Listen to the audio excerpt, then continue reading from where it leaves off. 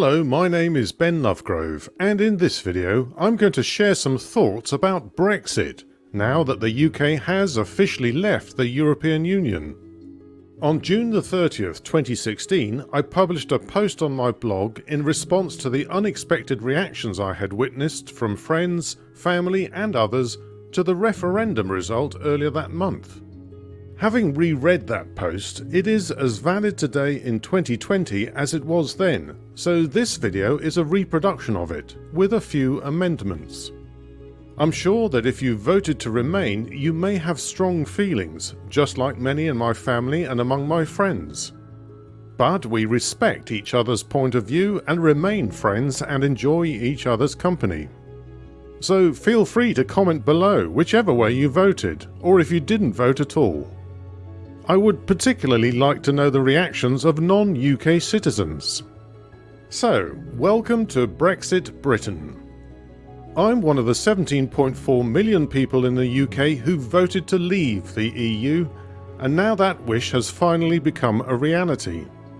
According to many, this means I am likely to be an ageing little Englander, a racist xenophobe, and a short-sighted, ill-informed idiot who has been duped by a campaign run by clowns.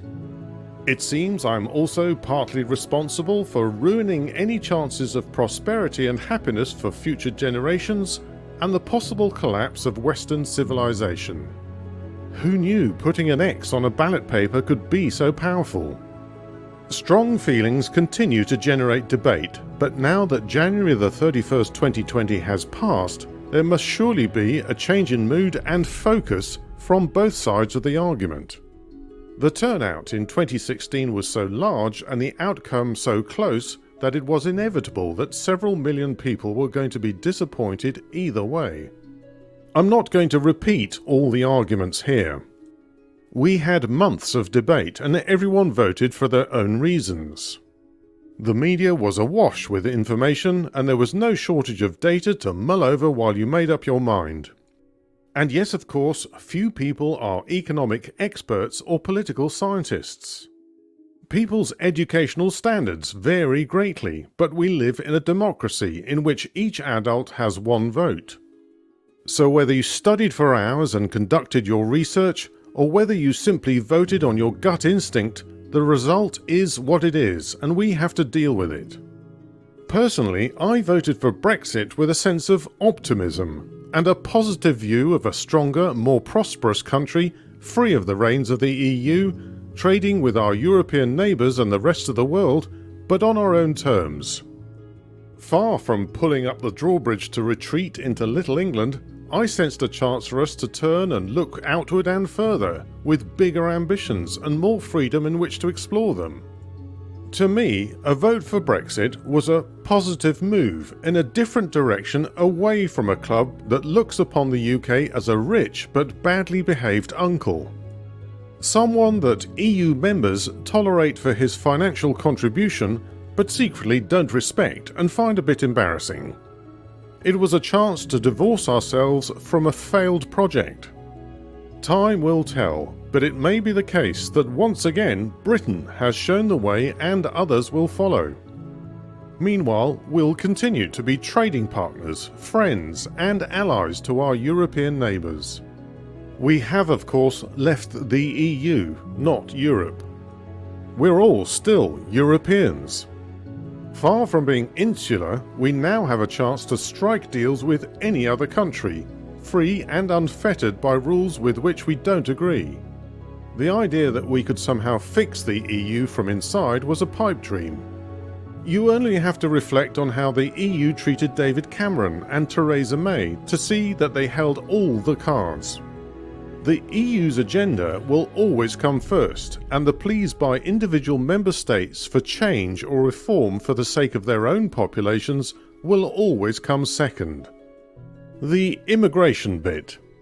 Britain will continue to welcome immigrants both from Europe and the rest of the world who are ready and eager to contribute to our nation. It's neither desirable nor practical to do otherwise, but we should be able to control who and how many come into our country. There's nothing racist about that, it's just good government. The thing is, though, we seem to have bred a generation of people for whom the subject of immigration is the ultimate taboo. The political correctness is so powerful and ingrained that it's difficult to even open the debate without a fair proportion of the audience assuming you're a xenophobe. It's been ridiculous for years. The mainstream media tiptoes around the subject, while everyone from career politicians to sanctimonious students and Guardian columnists are ever ready to describe the benefits of immigration as if they had never occurred to anyone else. I've grown weary of being lectured like this by people half my age who assume anyone over the age of 50 thinks like Alf Garnett and deserves to be shipped off to a re-education camp for the politically incorrect.